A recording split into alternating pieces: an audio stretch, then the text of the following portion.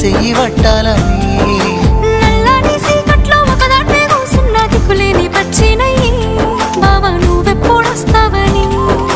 ఏళ్ళైపోతుందే పిల్ల ఎన్నెలొచ్చింది మన బతుకులా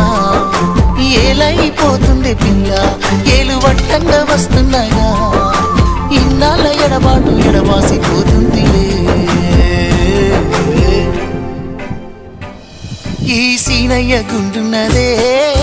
సినదారా నీ కోసము ఈ దూరాన్ని చెరుపుతూ తీరాల కగిలింది అందాల ఈ మానవు ఓ బాబా చూస్తున్నా